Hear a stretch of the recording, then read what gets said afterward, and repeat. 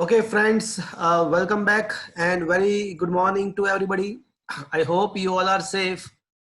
Your family members, your relative, your parents, your friends all are safe and you are enjoying this new era, this new way of learning. મિત્રો આપણે chapter number 3 discuss કરી રહ્યા છીએ. છેલ્લે આપણે carbon અવરોધો વિશે વાત કરી રહ્યા હતા. તો કોઈ કહેશે મિત્રો મને કાર્બન અવરોધ માટે શું યાદ રાખવાનું હતું? કોકિલાનો પાલવ, કોકિલાનો પાલવ જરા સફેદ, જરા ગોલ્ડન અને જરા સિલ્વર છે. તો એ યાદ રાખવાનું કીધું હતું. મિત્રો એના પર આધારિત 2-3 ક્વેશ્ચન મેં તમને જે તે વખતે એટલે લાસ્ટ ટાઈમ સમજાવ્યા હતા. આજે બીજા અમુક ક્વેશ્ચન્સ ડિસ્કસ કરવા તરફ જઈ રહ્યા છીએ. તો અમુક ક્વેશ્ચન હું લખી રહ્યો છું, તમે થોડું વિચારજો.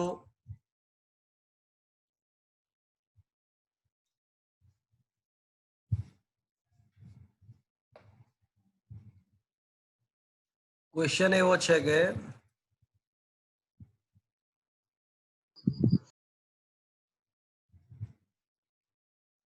એક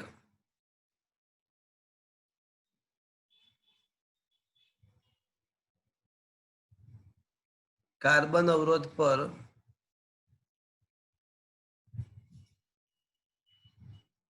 કથ્થઈ, કાળો, લાલ, સિલ્વર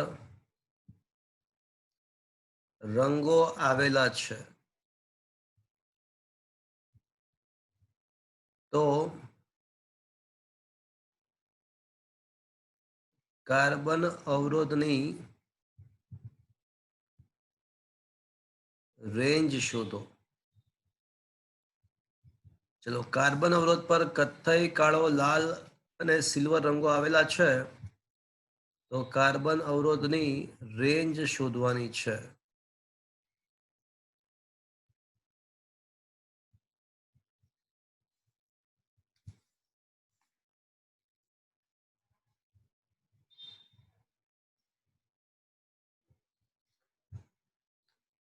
ચલો, કોઈ આવશે આન્સર? 10 10 ની 2 ohm range plus or minus 10%. તો રેન્જ કેટલી?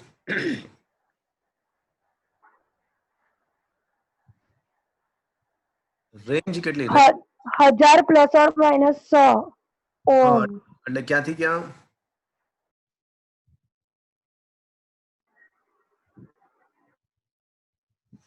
બરાબર છે. એટલે રેન્જ ક્યાંથી ક્યાં?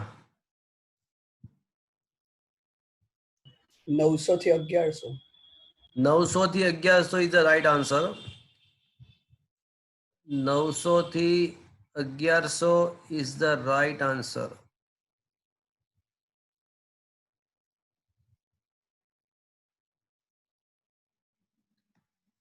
કથ્થઈ, કાળો, લાલ અને સિલ્વર. કથ્થઈ પહેલો જે ક છે કાળો છે અને બીજો જે ક છે કથ્થઈ છે. એટલે કોકી આવ્યું 2 પણ લેવાનું શું? 0 થી સ્ટાર્ટ થાય. આવ્યું 2, વેઢામાં 2 આવ્યું પણ લેવાનું શું? 1.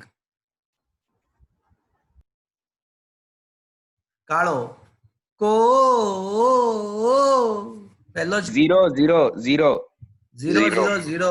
અચ્છા, લાલ કોકિલા લા લા લા 10 ની 2 10 ને 2. અને સિલ્વર નો મતલબ 10%. તો એનો મતલબ એવો થયો કે આર બરાબર એકમ દશક ભેગા કરો એટલે 10 ગુણ્યા 10 ની 2 ઘાત પ્લસ ઓર માઇનસ 10%. એટલે આર નું મૂલ્ય 1000 ઓહમ છે અને 1000 ના 10% કઈ રીતે મળે? તો 1000 ગુણ્યા 0.1 કરો ને તો 100 મળે, એટલે 10% 100 થશે. એટલે 1000 ohm plus or minus 100 ohm. તો રેન્જ ક્યાંથી ક્યાં?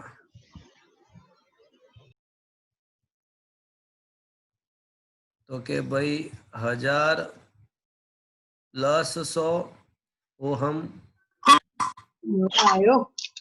રેન્જ ક્યાંથી ક્યાં? તો 1000 માઇનસ 100 ઓહમ થી શરૂ કરી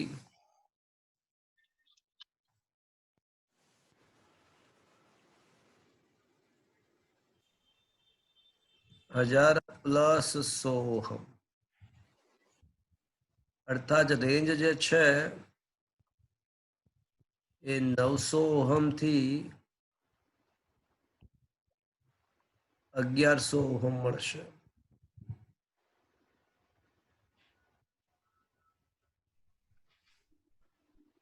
ચલો હજુ એક ક્વેશ્ચન જોઈએ.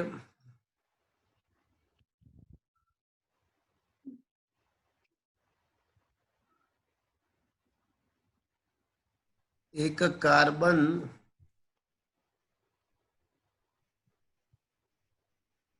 અવરોધનું મૂલ્ય 1.5 કિલો ઓહમ છે તથા તેના મૂલ્યમાં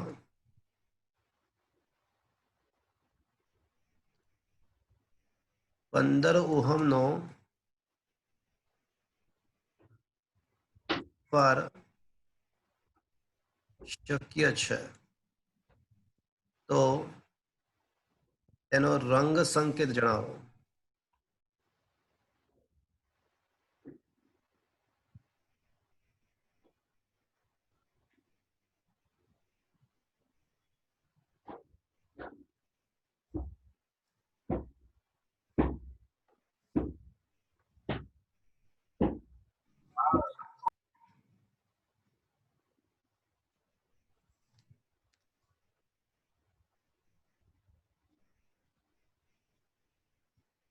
ચલો વિચારો, જવાબ આપો. કથ્થાઈ લીલો અને કથ્થાઈ, લીલો અને પીળો. બસ એટલો જ? 1 minute sir, 1 minute.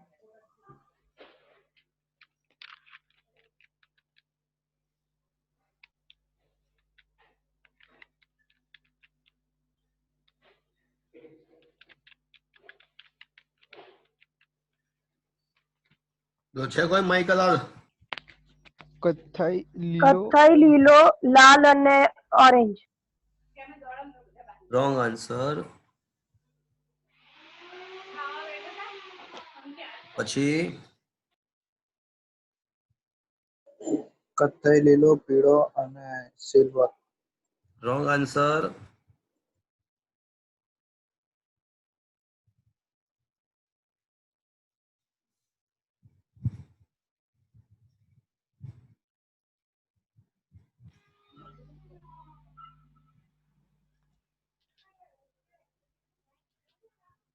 Anybody else? કથ્થઈ, લીલો, લાલ અને કથ્થઈ. કથ્થઈ, લીલો, લાલ અને કથ્થઈ કોણ બોલ્યો? હિત. Is the right answer. So R બરાબર 1.5 kilo ohm plus or minus 15 ohm. આ 1.5 કિલો નો મતલબ 1.5 ગુણ્યા 10³ પ્લસ ઓર માઇનસ 15 ઓહમ. 1.5 ના ચાલે એટલે એને સૌથી પહેલા એકમ દશક એટલે એવા 15 લઈએ. તો 15 ગુણ્યા 10 કમ વખત અમે લોકો 10⁴ વિચારે છે. અલા ભાઈ પોઈન્ટ ખસેડતા નહીં આવડતું તમને લોકોને. 15 ગુણ્યા 10⁵ પ્લસ ઓર માઇનસ 15 ઓહમ. ચલો વિચારો કે 1500 ના કેટલા ટકા 15 ઓહમ થાય? 1500 ના કેટલા ટકા 15 ઓહમ થાય? તો 1500 નો 10% કાઢો તો 150 આવે. 150 10% છે તો 15 એટલે કેટલા ટકા થશે? ખાલી 1%.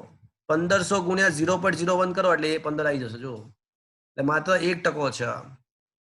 હવે એકમ દશક 10 ની ઘાત અને ટકા આવી ગયા. જો સૌથી પહેલા આવ્યું 1, પણ વેઢામાં ક્યાં સુધી જવું પડશે? વેઢામાં 0 થી સ્ટાર્ટ થાય, તો 0 1 એટલે 2 સુધી. કો કી કી કી કી. કથ્થઈ. આવ્યું 5, પણ વેઢામાં 6 સુધી જવું પડે, કારણ કે 0 થી સ્ટાર્ટ થાય. કોકિલાનો પાલ લ લ લ લ.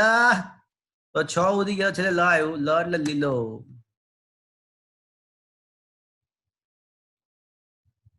10 ની 2 ઘાત. વેઢામાં 3 સુધી જવું પડશે. કોકિલા લા લા લા લાલ લાલ.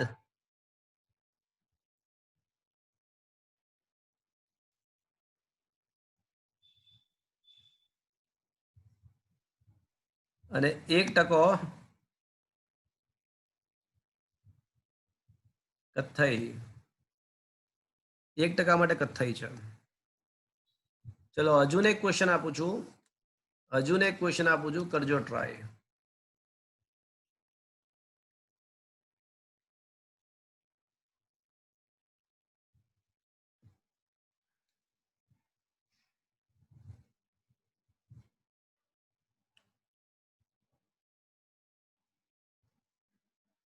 એક કાર્બન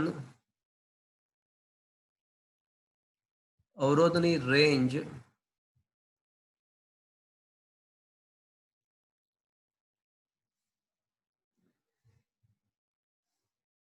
2156 ઓહમ થી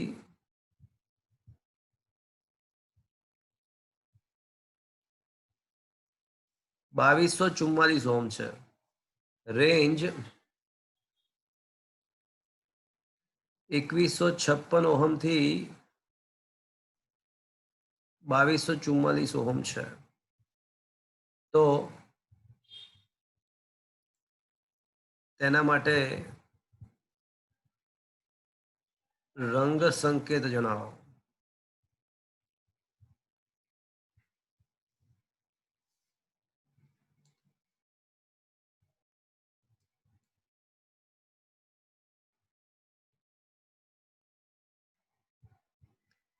ચલો કાર્બન અવરોધની રેન્જ 2156 ઓહમ થી 2244 ઓહમ છે. તેના માટે રંગ સંકેત શોધવાનો છે. રંગ સંકેતનો મતલબ કલર્સ શોધવાના છે. કરો ટ્રાય.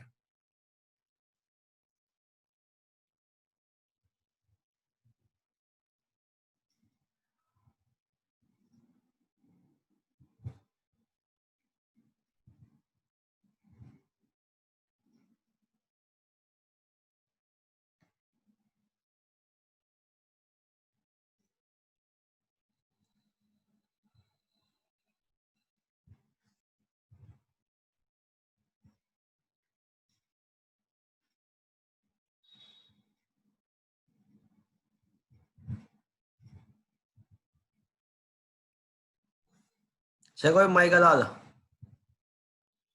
બધામાં લાલ લાલ કેટલી વખત લાલ? 4 વખત. 4 વાર 4 વાર લાલ is the right answer. લાલ લાલ લાલ લાલ is the right answer. Give me red ever ready. red is the right answer. સમજીએ કેવી રીતે? ચલો R minimum 2156 ohm, R maximum 2244 ohm. તો આપણો જે અવરોધ હોય ને એક્ઝેક્ટ વચ્ચે હોય, મિનિમમ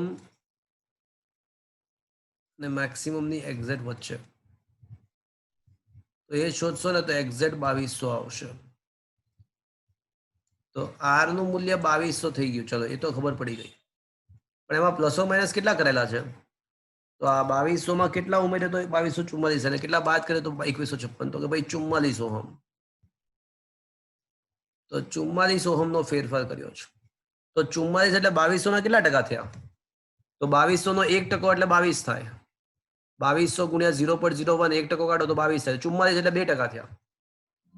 તો એનો મતલબ કે ભાઈ આ તો આર બરાબર 22 ગુણ્યા 10 ની 2 ઘાત પ્લસ ઓર માઇનસ 2% થયા. 2 કોકિલા 0 1 2 લાલ લાલ લાલ લાલ red red red red all four red. શું મિત્રો આ સમજમાં આવ્યો?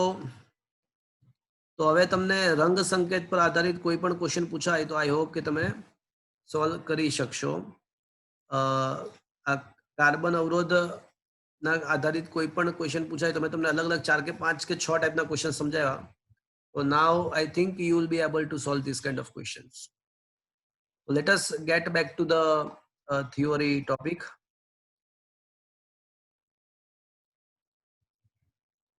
થિયોરી ઉપર આવી જઈએ મિત્રો. શું મિત્રો તમારા મોબાઈલની અંદર આપણા થિયોરીના નોટ્સ દેખાય છે તમને? જુઓ તો હા કે ના? हाँ सर. ઓકે મિત્રો, લાસ્ટ લેક્ચરમાં મેં તમને ક્વેશ્ચન નંબર 12, 13, 14 અને 15 ડિસ્કસ કર્યા હતા બધા એમસીક્યુ માટે. 16મો આજે 16મો, 17મો, 18મો અને 19મો અને 20મો 16 થી 20 ક્વેશ્ચન ડિસ્કસ કરીશું. એમાં 17મો ક્વેશ્ચન તમારે તૈયાર કરવાનો છે, બાકી બધા એમસીક્યુ માટે છે. ગુરુવારે તમારી એક્ઝામ હશે આ ચેપ્ટરની, એમાં આજ લગીનનું હશે. ગુરુવારે ની એક્ઝામમાં આજ સુધીનું હશે. ઓકે, અચ્છા સ્કૂલ સ્ટાર્ટ થઈ ગઈ છે મિત્રો?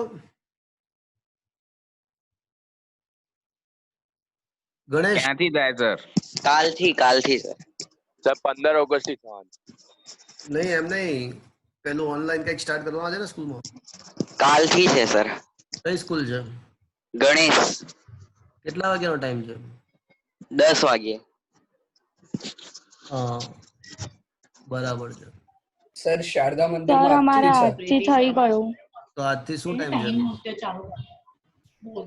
10 વાગ્યાનો છે સર, શારદા મંદિર. ઓકે, તો છે ને, સર અમારે બી આજથી ચાલુ થઈ ગયો. હા તો હવે છે ને મારા જે ટાઈમિંગ છે ને એ આપણે અડધો કલાક પહેલા લઈ જઈએ. 8:30 થી 9:45 કરી નાખીએ, એટલે 10 વાગ્યા વાળા સ્કૂલે જઈ શકે ને? સર અમારે 9 વાગે હોય છે. હા, અને એક બેચનો બીજી બેચનો ટાઈમ 7 થી 8:15, 7 થી 8:15 અને 8:30 થી 9:45. જે બેચને 9 વાગે હોય એ લોકો 7 થી 8:15 લેક્ચર ભરશે. બરાબર છે? ઓકે. હા સર. ઓ તો 7 થી 8:15 અને જે લોકોને 10 વાગે હોય એ 8:30 થી 9:45 લેક્ચર ભરશે. ચલો, પછી કોઈ કઈ વાંધો, પ્રોબ્લેમ કઈ આમાં?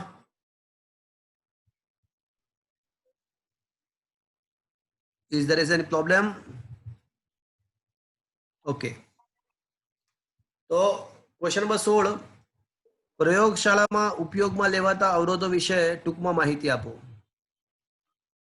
તો મિત્રો લેબોરેટરીની અંદર જનરલી 2 પ્રકારના અવરોધો યુઝ થાય, વાયર વાઉન્ડ અવરોધ અને કાર્બન અવરોધો. એટલે વાયર વાઉન્ડ અવરોધ તમે દેખ્યા હશે 100%. તમે લેબોરેટરીની અંદર વાયર વાઉન્ડ અવરોધ દેખ્યા હશે.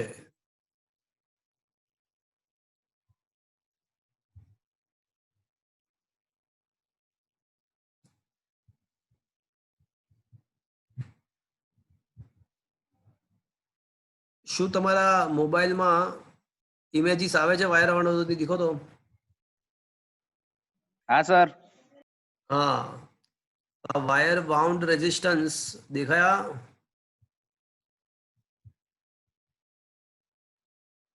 દેખાય છે? હા સર. વાયરને વાળીને બનાવવામાં આવતા અવરોધ વાયર વાઉન્ડ અવરોધ કહેવાય. વાયરને વાળીને બનાવવામાં આવેલા અવરોધને વાયર વાઉન્ડ અવરોધ કહેવાય. તો this one is the wire wound અવરોધ. રિયોસ્ટેટ હોય છે ને લેબોરેટરીમાં, તમે દેખ્યું હશે, આમ ઉપર આમ સ્લાઇડિંગ કરીને દેખવાનું હોય. તો this is called the wire bound અવરોધ. મિત્રો વાયર બાઉન્ડ અવરોધ બનાવવા માટે જે વાયર્સ હોય છે ને, વાયર બાઉન્ડ અવરોધ બનાવવા માટે જે વાયર્સનો યુઝ થાય છે એ વાયર્સ, આ જે વાયર્સ જે યુઝ થાય છે વાયર બાઉન્ડ અવરોધ બનાવવા માટે, આ જે વાયર્સ છે એ મિશ્ર ધાતુના બનાવવામાં આવે છે. કોઈ મને કહેશે શા માટે આ વાયર બાઉન્ડ અવરોધના વાયર્સને મિશ્ર ધાતુના બનાવવામાં આવે છે? કોઈ કહેશે? તાપમાનથી સ્વતંત્ર. પરફેક્ટ, એકદમ પરફેક્ટ. કારણ કે મિશ્ર ધાતુનો અવરોધ અથવા અવરોધકતા તાપમાનથી સ્વતંત્ર હોય છે. મિશ્ર ધાતુની અવરોધકતા તાપમાનથી સ્વતંત્ર હોય છે. એટલે એને કારણે શું થાય કે તાપમાનમાં વધઘટ થાય તો પણ આનો જે અવરોધ આપણે જે ફિક્સ રાખ્યો હોય, સપોઝ કે 100 ઓહમનો અવરોધ બનાવ્યો હોય તો તાપમાન વધે કે ઘટે પણ એ અવરોધનું મૂલ્ય 100 ઓહમ જ રહે એવું જરૂરી છે, એવું રાખવું. એટલા માટે તો આ વાયર બાઉન્ડ અવરોધ બનાવવા માટે મિશ્ર ધાતુનો યુઝ કરવામાં આવે છે, જેથી કરીને અવરોધનું મૂલ્ય તાપમાનથી સ્વતંત્ર રહી શકે. તો મિત્રો આ તો વાયર બાઉન્ડ અવરોધ થયા. લેબોરેટરીમાં પ્રયોગ માટે ચાલે, પણ ઇલેક્ટ્રોનિક્સ પરિપથ બનાવવા હોય, જેમ કે ટીવી છે, કોમ્પ્યુટર છે, તો એની તમે સર્કિટ દેખો ને તો એ સર્કિટની અંદર પુષ્કળ બધા અવરોધો હોય. એટલે એ અવરોધ છે ને આવા વાયર બાઉન્ડ અવરોધ ના જોડી શકે, કારણ કે જો જ્યાં જ્યાં અવરોધની જરૂરિયાત પડે ત્યાં ત્યાં વાયર બાઉન્ડ અવરોધ જોડીએ તો સર્કિટ બહુ બલ્કી બની જાય, ખૂબ જ મોટી બની જાય. એટલે ઇલેક્ટ્રોનિક્સ ની અંદર આપણને ખબર છે કે કાર્બન અવરોધનો યુઝ થતો હોય છે. ઇલેક્ટ્રોનિક સર્કિટની અંદર કાર્બન અવરોધોનો યુઝ થતો હોય છે. તો આકૃતિમાં કાર્બન અવરોધ એની વાત આપણે લાસ્ટ ટાઈમ કરી નાખી હતી. તો કાર્બન અને ગ્રેફાઇટના મિશ્રણમાંથી લુગદી બનાવવામાં આવે છે અને એ લુગદી પરથી કાર્બન અવરોધ બનાવવામાં આવે છે. અને કાર્બન અવરોધ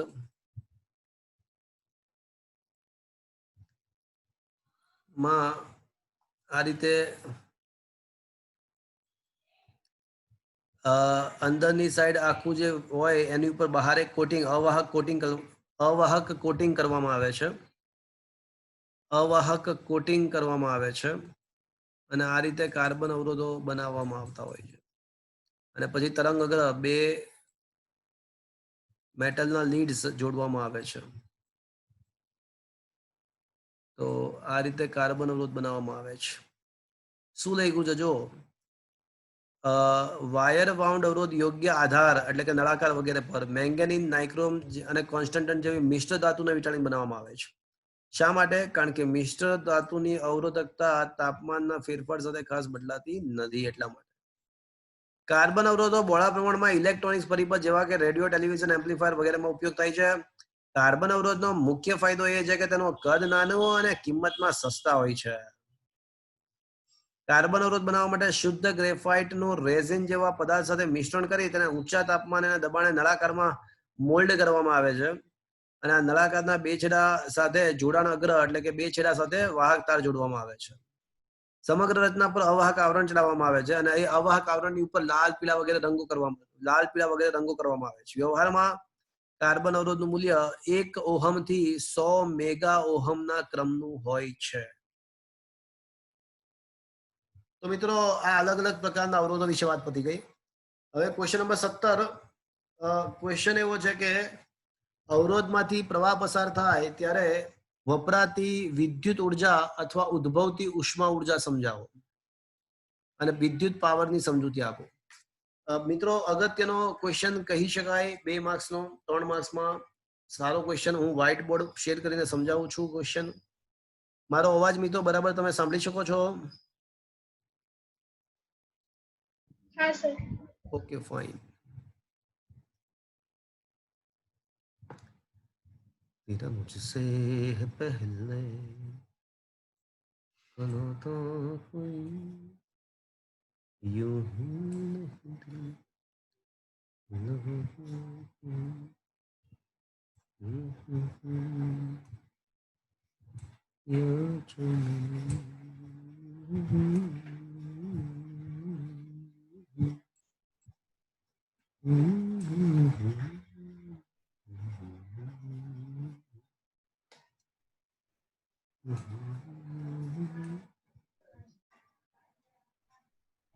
ओके,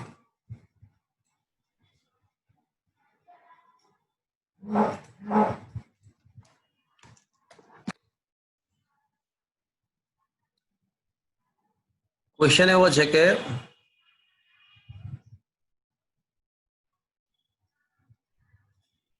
અવરોધમાંથી વિદ્યુત પ્રવાહ પસાર કરતા વપરાતી વિદ્યુત ઉર્જા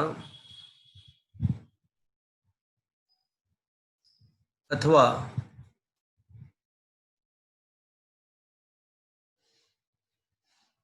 ઉદ્ભવતી ઉષ્મા ઉર્જા સમજાવો.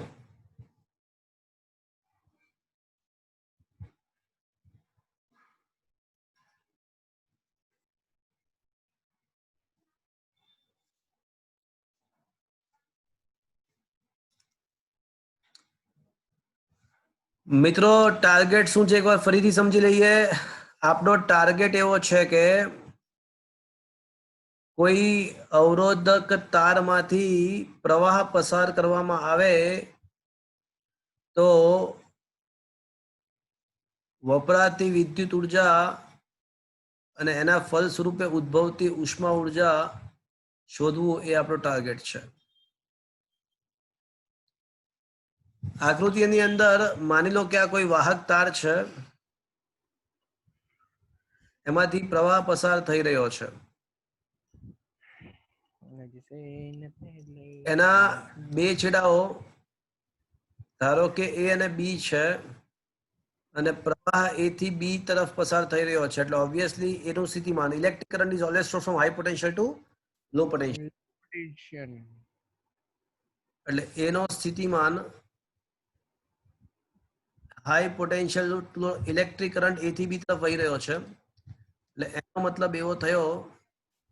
મતલબ એવો થયો કે એનું સ્થિતિમાન બી કરતા વધારે હશે. ધારો કે એ પાસેનું સ્થિતિમાન વી એ છે, બી પાસેનો સ્થિતિમાન વીબી છે,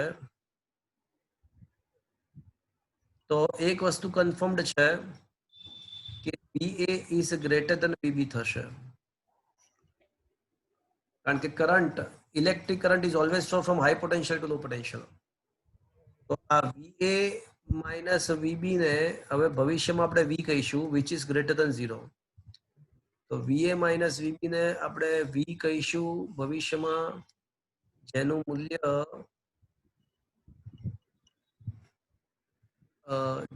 મૂલ્ય 0 કરતા વધારે જ હશે ઓબ્વિયસલી, કારણ કે VA is greater than VB છે. ઓકે, હવે બિંદુ એ પાસે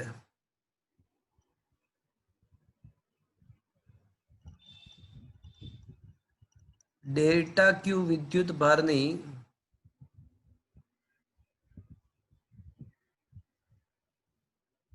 સ્થિતિ ઉર્જા, તો બિંદુ એ પાસે સ્થિતિ ઉર્જા કેટલી હશે ડેલ્ટા ક્યુ વિદ્યુત ભારની? કોઈ કહેશે મને? E dot minus q સંકલનમાં E dot dr. શું બોલો છો? Delta Q into VA. હા, આપણને ખબર છે કે ક્યુ વિદ્યુત ભારની એ બિંદુ પાસે સ્થિતિ ઉર્જા ક્યુ ઇન્ટુ VA થાય, તો અહીંયા ડેલ્ટા ક્યુ ઇન્ટુ VA થશે. चलो बताओ ऊपर नाश्तो करी क्या बन जाए. અહીંયા બોલી દે છોડી દી. આ કોનો અવાજ આવે છે? અને બી બિંદુ પાસે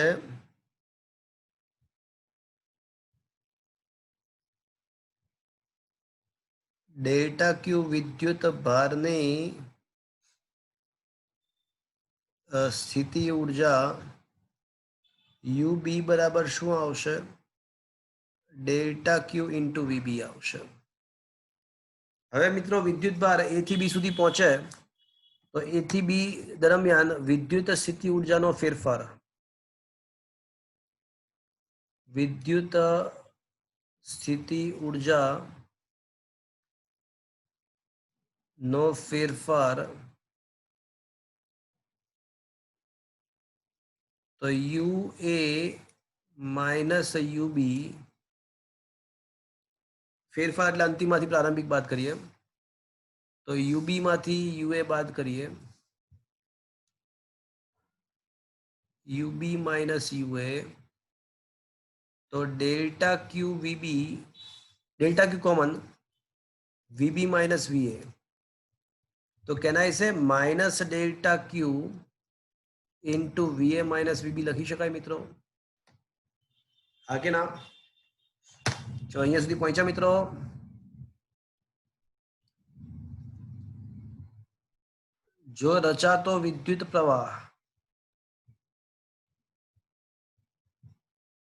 જો રચાતો વિદ્યુત પ્રવાહ I હોય તો આપણને ખબર છે કે I બરાબર Q બાય T તો Q બરાબર IT તો ડેલ્ટા Q બરાબર હું શું લખી શકું ધારો કે સમયગાળો ડેલ્ટા T લઈએ છીએ જો સમયગાળો ડેલ્ટા T લઈએ તો ડેલ્ટા Q ના બદલે I ડેલ્ટા T લખી શકાય અને VA માઇનસ VB તો આપણે વિધારેલું જ છે VA માઇનસ VB તો આપણે ઓલરેડી વિધારેલું છે તો હવે સ્થિતિ ઉર્જાનો ફેરફાર is equals to minus delta ક્યુ ના બદલે I ડેલ્ટા ટી અને VA માઇનસ VB તો V છે જ તો મિત્રો આ થશે ડેલ્ટા યુ બરાબર minus I delta T into V હવે યાંત્રિક ઉર્જા સંરક્ષણના નિયમ અનુસાર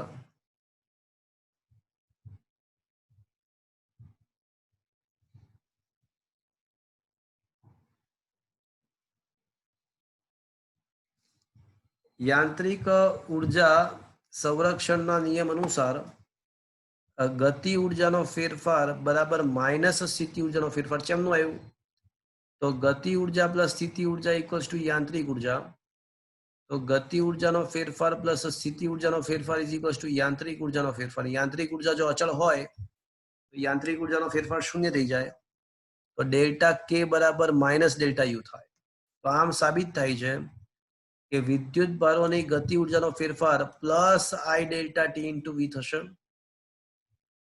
ચલો મિત્રો આપણને વિદ્યુત ભારોને પ્રાપ્ત થતી ગતિ ઉર્જા મળી ગઈ એટલે જો આપણે વાહકના બે છેડા વચ્ચે વિદ્યુત સ્થિતિમાનનો તફાવત લાગુ પાડીએ તો એ વિદ્યુત ભાર જ્યારે એક છેડાથી બીજા છેડા જાય ત્યારે એને આટલી ગતિ ઉર્જા મળશે હવે આ ગતિ ઉર્જાનું શું થાય વિચારો હવે આ ગતિ ઉર્જાનું શું થશે એ વિચારો તો વિદ્યુત ભાર જ્યારે વાહકમાંથી પસાર થશે વિદ્યુત ભાર જ્યારે વાહકમાંથી પસાર થશે ત્યારે તે વાહકની અંદર રહેલા જેમ કે ઇલેક્ટ્રોન પસાર થતા હોય તો ઇલેક્ટ્રોન શું કરે કે વાહકની અંદર રહેલા આયનો સાથે અથડાશે સતત અથડામણ અનુભવતા ગતિ કરતા હોય છે વિદ્યુત ભાર જ્યારે વાહકમાંથી પસાર થતા હોય ત્યારે સતત અંદર રહેલા દ્રવ્ય સાથે અથડામણ અનુભવતા આગળ વધતા હોય એને જ તો વાહકનો અવરોધ કહેવાય એટલે અથડામણને કારણે શું થાય પોતાની પાસે જે ગતિ ઉર્જા છે એમાંથી અમુક ભાગ એ આયનોને ધારો કે ઇલેક્ટ્રોન છે તો એ અમુક ભાગ આયનોને આપશે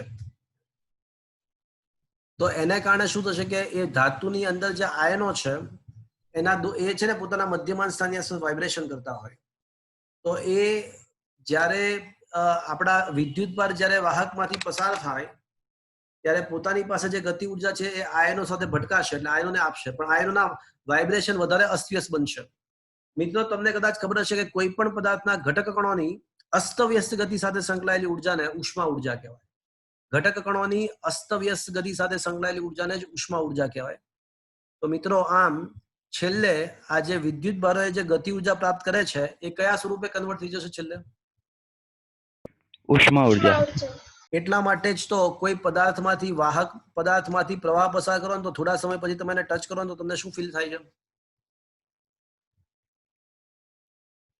જેમ કે પંખાનું રેગ્યુલેટર હોય તો તમે થોડા વખત સુધી પંખો ચાલુ હોય પછી તમે રેગ્યુલેટર ટચ કરો તમને શું ફીલ થાય છે ગરમ થઈ ગયેલું ફીલ થાય છે. અને એનું કારણ તમને સમજ પડી? હવે તમને એનું કારણ શું છે?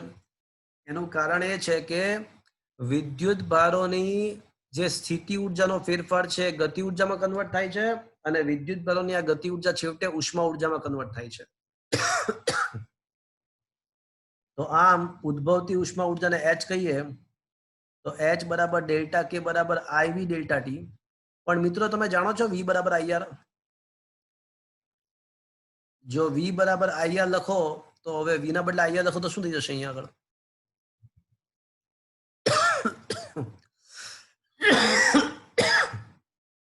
I² R delta T. શું મિત્રો તમે ઉદ્ભવતી ઉષ્મા ઉર્જા I² RT સૂત્ર જાણતા હતા? હા 10મા ધોરણમાં આ સૂત્ર માત્ર જાણ્યું હશે, આજે આપણે સાબિત કર્યું. તો આમ અવરોધ R હોય, પ્રવાહ I પસાર થતો હોય અને સમયગાળો ડેલ્ટા ટી ના બદલે ટી ધારીએ તો ઉદ્ભવતી ઉષ્મા ઉર્જા I² RT હશે. અને VI ડેલ્ટા ટી અથવા I² અથવા આને છે ને તમે V² R ડેલ્ટા ટી પણ લખી શકો. ચલો હવે એકમ કાર્ય ઉર્જા પ્રમેય અનુસાર આપણે કાર્ય પણ કહી શકીએ. કાર્ય ઉર્જા પ્રમેય અનુસાર આપણે આને કાર્ય પણ કહી શકીએ. અને તમે કાર્ય પણ કહી શકો. અને કાર્ય ભાગ્યા સમયને તો શું કહેવાય મિત્રો? પાવર. તો આમ વપરાતો વિદ્યુત પાવર અને ડેલ્ટા ટી વડે ભાગી નાખો તો શું આવશે? કાં તો VI આવશે, કાં તો I² R આવશે. અને આને V² R પણ લખી શકો મિત્રો, કારણ કે I બરાબર V upon R. તો આને V² R² into R એટલે આ V² R થશે. તો મિત્રો આ આપણને વિદ્યુત પાવરનું સૂત્ર મળ્યું. વપરાતો વિદ્યુત પાવર અથવા ઉદ્ભવતો ઉષ્મા સ્વરૂપે ઉદ્ભવતો પાવર. તો ક્વેશ્ચન એવો હતો કે વપરાતી વિદ્યુત ઉર્જા અને વિદ્યુત પાવર સમજાવો. તો વિદ્યુત પાવરનું સૂત્ર મળી ગયું. આ સૂત્ર પરથી સ્પષ્ટ છે કે આ વિદ્યુત પાવર પ્રસાર થતા વિદ્યુત પ્રવાહના વર્ગના સમપ્રમાણમાં છે. અને આ હકીકતને જ પાછું જૂલનો નિયમ પણ કહેવાય. એટલે જૂલનો નિયમ સમજાવો એવું પૂછાય ને તો પણ અહીંયા આજ સમજાવો, આજ આવશે. જૂલનો નિયમ સમજાવો એવું પૂછાય તો પણ આજ લખવાનું આવે અને જૂલનો નિયમ કહેવાય. તો શું મિત્રો આ થિયરી સમજમાં આવી તમને? આ થિયરી સમજમાં આવ્યો? હા સર. સર જ્યારે અવરોધમાંથી પ્રવાહ પસાર થાય છે ત્યારે પોતાની વિદ્યુત ભારોની ઉર્જા ઉષ્મા સ્વરૂપે વેડફાઈ જાય છે. આવા વ્યયને ઓહમિક વ્યય કહે છે. વાહકમાંથી વિદ્યુત પ્રવાહ પસાર કરતા વિદ્યુત ભારોની ઉર્જા ઉષ્મા સ્વરૂપે વેડફાઈ જાય છે. આવા વ્યયને ઓહમિક વ્યય કહે છે. તો મિત્રો ઓહમિક વ્યય વધારવો જોઈએ કે ઘટાડવો જોઈએ? ઘટાડવો જોઈએ. હા, ઘટાડવો જોઈએ. વિદ્યુત ભારોએ પ્રાપ્ત કરેલી ઉર્જા ઉષ્મા સ્વરૂપે વેડફાઈ છે, એને ઘટાડવી જોઈએ. તો ઓહમિક વ્યય કઈ રીતે ઘટી શકે એની વાત પણ કરીશું, પણ એ પહેલા કોઈ મને કહેશે આ વિદ્યુત ભારોની પાસે ગતિ ઉર્જા આવી ક્યાંથી? આપણને ખબર છે કે ઉષ્મા ઉર્જા કેમ ઉત્પન્ન થાય છે? તો કે ભાઈ ઓલા વિદ્યુત ભારોની ગતિ ઉર્જાને કારણે ભોગે ઉષ્મા ઉર્જા ઉત્પન્ન થાય છે. પણ ઉર્જા સંરક્ષણના નિયમ અનુસાર આ ગતિ ઉર્જા તો કઈ મફતમાં તો પ્રાપ્ત નહીં કરી હોય. તો કોઈ મને કહેશે આ વિદ્યુત ભારો ગતિ ઉર્જા ક્યાંથી પ્રાપ્ત કરશે?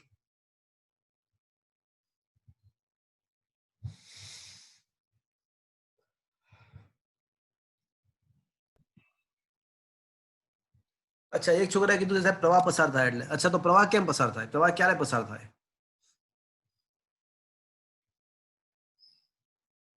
ડ્રિફ્ટ વ્યક્તિ જ્યારે આપણે વાહક સાથે બેટરી જોડીએ, જ્યારે બેટરી જોડવામાં આવે ત્યારે પ્રવાહ પસાર થાય.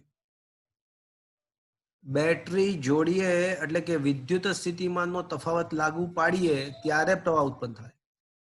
બેટરીની અંદર રાસાયણિક દ્રવ્ય હોય, ઇલેક્ટ્રોલાઇટ હોય. કદાચ કેમેસ્ટ્રીમાં તમે થોડું ઘણું ભણ્યા હશો. બેટરીની અંદર રાસાયણિક દ્રવ્ય હોય, ઇલેક્ટ્રોલાઇટ હોય એટલે બેટરીની અંદર રાસાયણિક પ્રક્રિયાઓ થતી હોય છે અને એ રાસાયણિક પ્રક્રિયાઓના ભોગે એટલે કે રાસાયણિક ઉર્જાના ભોગે આ વિદ્યુત ઉર્જા ઉત્પન્ન થાય છે, અર્થાત વિદ્યુત ભારો ગતિ પ્રાપ્ત કરે છે. વિદ્યુત ભારો ગતિ જે પ્રાપ્ત કરે છે એ મફતમાં નહીં, એ ઇલેક્ટ્રોલાઇટ વિદ્યુત રાસાયણિક કોષની રાસાયણિક પ્રક્રિયાના ભોગે એ વિદ્યુત ભારોને ઉર્જા મળે છે અને છેવટે એ ઉર્જા અવરોધમાંથી વિદ્યુત પર પસાર થાય તો એ ઉષ્મા સ્વરૂપે કન્વર્ટ થાય, કોઈ બલ્બમાંથી પસાર થાય તો ઉષ્મા અને પ્રકાશ સ્વરૂપે કન્વર્ટ થાય, પંખામાંથી પસાર થાય તો ઉષ્મા અને યાંત્રિક ઉર્જા સ્વરૂપે કન્વર્ટ થાય. પણ વિદ્યુત ભારો જે પણ કઈ ઉર્જા મેળવશે ક્યાંથી મેળવશે? જો બેટરી જોડી હોય તો રાસાયણિક પ્રક્રિયાઓમાંથી મેળવશે. એ રાસાયણિક ઉર્જામાંથી વિદ્યુત ઉર્જા મળતી હોય છે અને એનું પછી અન્ય ઉર્જામાં કન્વર્ઝેશન થતું હોય છે. તો મિત્રો let us get back to the theory topic. તો ક્વેશ્ચન, હા, આ ઓહમિક વેવ વાળી થિયરી સમજમાં આવી ગયા છે તમને. વિદ્યુત સ્થિતિમાન પહેલા U1 શોધ્યું, U2 શોધ્યું, U2 માઇનસ U1 કર્યું, ડેલ્ટા U શોધ્યું, ડેલ્ટા K શોધ્યું, એને W કીધું અને આ ડેલ્ટા K એ H જેટલું હોય, ઉષ્મા ઉર્જાને રૂપાંતર થાય, I2 RT સૂત્ર લાયા, delta W by delta T power કે પાવર શોધ્યો, V2 બાય R અથવા I2 R પણ લખી શકાય. ચલો હવે ક્વેશ્ચન એવો છે કે અવરોધમાંથી આ વ્યય થતો પાવર ક્યાંથી આવે છે? તો વાત થઈ ગઈ કે આ બેટરીમાં થતી રાસાયણિક પ્રક્રિયા. જો આકૃતિ દેખાય છે મિત્રો, બેટરીમાં વિદ્યુત દાવણ હોય, એમાં બે ઇલેક્ટ્રોડ્સ હોય, ધન ઇલેક્ટ્રોડ્સ અને ઋણ ઇલેક્ટ્રોડ્સ. તો આમાં રાસાયણિક પ્રક્રિયાના ભોગે ઉર્જા ઉત્પન્ન થાય છે. શું લખ્યું છે કે આપણે અગાઉ જેમ કારણ આપ્યું તેમ સુવાહકમાં સ્થાયી પ્રવાહ મેળવવા માટે બાહ્ય ઉદ્ગમની જરૂર પડે. સ્પષ્ટપણે આ અવરોધ R માં વ્યય થતો પાવર એ ઉદ્ગમ જ પૂરો પાડે છે અને બાહ્ય ઉદ્ગમ તરીકે જો બેટરી હોય તો પણ વિદ્યુત રાસાયણિક કોષ હોય તો એ રાસાયણિક પ્રક્રિયાના ભોગે ઉર્જા ઉત્પન્ન થશે. વિદ્યુત કોષ સાથે એક સરળ આકૃતિમાં દર્શાવેલ, પરિપથ આકૃતિમાં દર્શાવેલ છે. વિદ્યુત કોષના છેડાને સમાંતર અવરોધ R માં ઉષ્મા ઉર્જા ઉત્પન્ન થાય છે. એ R માં ઉદ્ભવતી ઉષ્મા ઉર્જા કોના ભોગે ઉત્પન્ન થશે? તો એ વસ્તુ જો તો આ R માં અવરોધ R માં ઉદ્ભવતી વ્યય થતી ઉષ્મા ઉર્જા એ ઇલેક્ટ્રોલાઇટની રાસાયણિક ઉર્જામાંથી આવે છે. એ R માં ઉદ્ભવતી વ્યય થતી ઉર્જા ઇલેક્ટ્રોલાઇટની રાસાયણિક ઉર્જા પરથી આવે છે. Is it clear friends?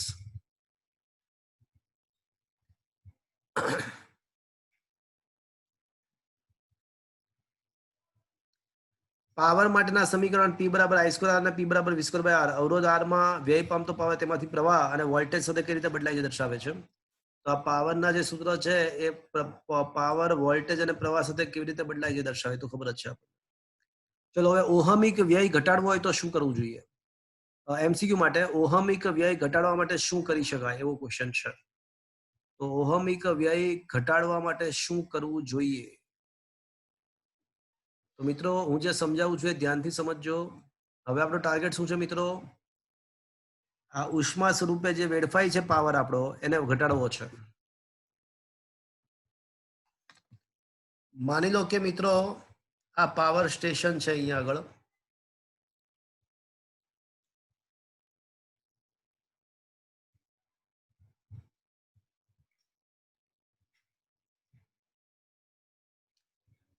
અહીંયા આગળ પાવર સ્ટેશન છે. પાવર સ્ટેશનમાંથી ઇલેક્ટ્રિસિટી પેદા થાય છે અને મારે આ ઇલેક્ટ્રિસિટીને ગામડાઓ કે બહુ દૂર દૂર ફેક્ટરીઓ વગેરે સુધી પહોંચાડવાની હોય. તો તમે ઘણીવાર બહારગામ જતા હશો ને તો વચ્ચે રસ્તામાં તમે દેખ્યા હશો થાંભલાઓ આવતા હોય છે અને થાંભલાઓમાં વાયર્સ મારફતે, વાયર્સ વાહક તારો વડે આ ઇલેક્ટ્રિસિટીને અતિ દૂર દૂર દૂર કોઈ ઉપકરણ સુધી પહોંચાડવાની હોય, ફેક્ટરી, ઘર વગેરે સુધી પહોંચાડવાની હોય.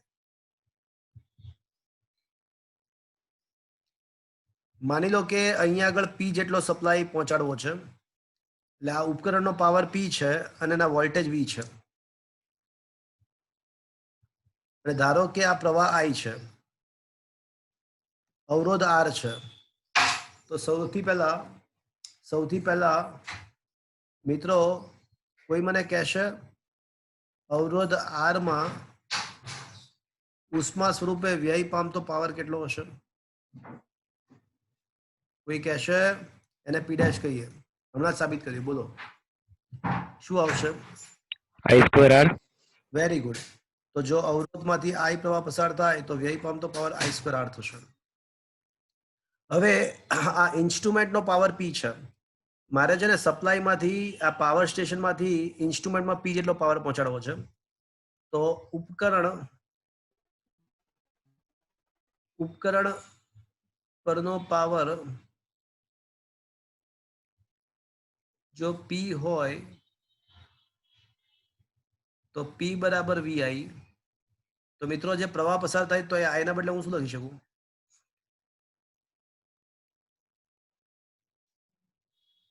P/V લખી શકું. તો હવે આ વ્યય પામતા પાવરના સૂત્રમાં I ના બદલે P/V લખી નાખીએ તો P²/V² × R થશે.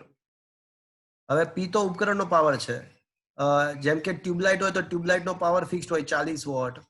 બલ્બનો પાવર 40 વોટની ટ્યુબલાઇટ આવે 100 વોટની આવે. એટલે ઇન્સ્ટ્રુમેન્ટનો પાવર તો ફિક્સ જ, એ ફિક્સ્ડ હોય. એનો અવરોધ પણ ફિક્સ્ડ હોય. તો જો તમારે પાવર વ્યય ઘટાડવો હોય તો શું કરવું જોઈએ? કોઈ ઇન્સ્ટ્રુમેન્ટનો પાવર ફિક્સ્ડ હોય છે, એનો અવરોધ પણ ફિક્સ્ડ હોય છે. તો આ બંને વસ્તુ તો ફિક્સ્ડ જ છે. તો તમારે શું કરવું જોઈએ? જો તમારે પાવર વ્યય ઘટાડવો હોય તો વોલ્ટેજ ખૂબ જ વધારી દેવો પડે. જો વોલ્ટેજ ખૂબ જ વધારીને પાવર તમે ટ્રાન્સમિશન કરો તો પાવર વ્યય ઘટી જશે. P' એ પાવર વ્યય છે. આમ ઊંચા વોલ્ટેજે જો પાવર પ્રસારિત કરવામાં આવે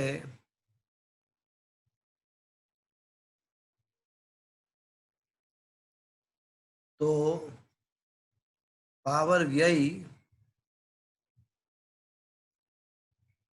ઘટી જાય છે. એટલે પાવર વ્યય ઘટાડવા માટે પાવરને ઊંચા વોલ્ટેજે પ્રસારિત કરવો પડે. વોલ્ટેજ, હા મિત્રો, ઊંચા વોલ્ટેજે પાવર પ્રસારિત તો કરી દઈએ એટલે પાવર વ્યય ઘટી જાય. પણ આપણા ઘરમાં પાછા વોલ્ટેજ ઘટાડવાની પણ જરૂર પડે. કારણ કે ઊંચો વોલ્ટેજ આપણા ઘર માટે સેફટી નથી, આપણા ઘરના ઉપકરણ માટે સેફ નથી. એટલે પાવર ટ્રાન્સમિશન કરતા પહેલા એને ઊંચું વોલ્ટેજ કરી નાખવાનું અને વાપરતા પહેલા પાછું નીચો વોલ્ટેજ નાખવાનો. તો પાવરના વોલ્ટેજ એટલે ઊંચા વોલ્ટેજને વધઘટ કરવા માટેની જે રચના છે એ ટ્રાન્સફોર્મર છે. અને ટ્રાન્સફોર્મરની વાત આપણે 7મા ચેપ્ટરમાં ડિટેલમાં કરવાની છે. પણ અત્યારે ખાલી એટલું યાદ રાખવાનું કે તો જો તમારે ઓહમિક વ્યય ઘટાડવો હોય તો શું કરવાનું? કે પાવરને ઊંચા વોલ્ટેજે પ્રસારિત કરવાનો. તો ઓહમિક વ્યય ઘટી જાય. પણ એ વોલ્ટેજ વધાર્યા પછી પાછા વાપરતા પહેલા ઘટાડવા પણ પડે.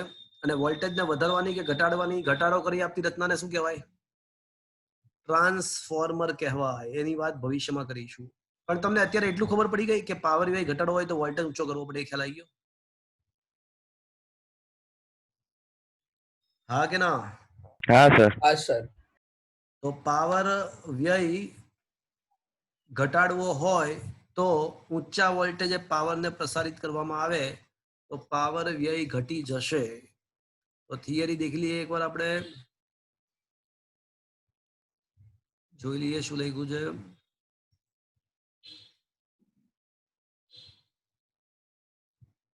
તો થિયરીમાં લખ્યું છે, જો શું લખ્યું છે, સામાન્ય રીતે વિદ્યુત ઉર્જા ઉત્પન્ન કરનાર પાવર સ્ટેશનો ગામડા, શહેર કે ફેક્ટરીઓથી ઘણા દૂર હોય છે. તેથી ઘણી મોટી લંબાઈના કેબલ્સ વડે વિદ્યુતને ગામડા, શહેર કે ફેક્ટરીઓમાં પહોંચાડવામાં આવે છે. તારની લંબાઈ વધારે હોવાથી તેનો અવરોધ પણ ઘણો મોટો હોય. સ્વાભાવિક છે કે આપણને પાવર સ્ટેશનમાંથી ઘરો અને ફેક્ટરીમાં લઈ જતા પ્રસારણ તારમાં પાવરનો વ્યય લઘુત્તમ કરવામાં રસ હોય. તો આપણે જોઈશું કે આ કેવી રીતે પોસિબલ છે. એક ઉપકરણ ધ્યાનમાં લો કે જેને આરસી અવરોધ ધરાવતા પ્રસારણ તારથી P જેટલો પાવર પહોંચાડવાનો છે. જો ઉપકરણને સમાંતર વોલ્ટેજ V હોય અને તેમાંથી I જેટલો પ્રવાહ પસાર થતો હોય તો P બરાબર VI. હવે પાવર સ્ટેશનથી ઉપકરણને જોડતા તારનો અવરોધ RC હોય તો વ્યય પામતો ઉષ્મા સ્વરૂપે વેડફાતો પાવર P' એટલે પીસી બરાબર આઈ સ્ક્વેર આર, પણ આઈ બરાબર તો પી બાય વી લખી શકીએ. તો આમ પીસી બરાબર પી સ્ક્વેર આરસી અપોન વી સ્ક્વેર. આમ પી જેટલો પાવર ધરાવતા ઉપકરણને ચલાવવા માટે ઉપકરણને જોડતા તારમાં વેડફાતો પાવર એ વી સ્ક્વેર ના વ્યસ્ત પ્રમાણમાં હોય છે. આથી ખૂબ જ ઊંચા વોલ્ટેજ ધરાવતો પાવરનું પ્રસારણ કરાવીએ તો પાવર વ્યય ઘટી શકે છે. અતિ દૂર વિદ્યુત પાવર મોકલતા તારમાં વોલ્ટેજ ઊંચા હોવાથી કેબલ્સ પર હાઈ વોલ્ટેજ ખતરા ખોપડી દોરી હોય, ખબર છે ખોપડી ડેન્જર એવું લખ્યું હોય. એટલે ઘણી વાર દેખ્યું ગામડામાં કે વગેરે તમે જાઓ ને તો ત્યાં આગળ આમ બતાવે ઘણી જગ્યાએ ખોપડી દોરી હોય 440 વોલ્ટ એવું લખ્યું હોય છે. એટલે ઊંચા વોલ્ટેજે પાવર ટ્રાન્સમિશન થતો હોય છે મિત્રો. એટલે ભૂલથી પણ અડી ના જતા એ તારને, બાકી મરી ગયા સમજો. અતિ દૂર વિદ્યુતના પ્રસારણથી કેબલમાં વ્યય થતા પાવર અતિ દૂર વિદ્યુત પ્રસારણથી કેબલમાં પાવર વ્યય થતા વોલ્ટેજ ઘટી જાય છે. એટલે ફેક્ટરીઓમાં વોલ્ટેજ મળતા નથી. તેથી અમુક અંતરે ટ્રાન્સફોર્મર નામનું ઉપકરણ જરૂરિયાત મુજબ વોલ્ટેજ વધારી કે ઘટાડી, એટલે ટ્રાન્સફોર્મર વડે આપણે વોલ્ટેજ વધારી કે ઘટાડી શકીએ છીએ. તો આમાંથી ખાલી એક એસક્યુ થયો કે કયા ઉપકરણ વડે વોલ્ટેજ વધારી કે ઘટાડી શકાય, તો ટ્રાન્સફોર્મર વડે. એની વાત 7મા ચેપ્ટરમાં ડિટેલમાં આવશે. તો મિત્રો અમુક લોકોને 10 વાગે સ્કૂલમાં છે તો આજનો લેક્ચર આમે ફિનિશ થાય છે. ફીસ બાકી હોય તો મિત્રો મહેરબાની કરીને ફીસ ભરી દેજો. આવતા સેશનથી કદાચ મોટા ભાગે હવે હું ઓલા એપ્લિકેશનમાં બધું લોડ કરવાનો છું, જે વિડીયો લેક્ચર્સ છે બધા, અને જે લોકોની ફીસ છે એ લોકોને એલાઉ કરીશ હવે હું.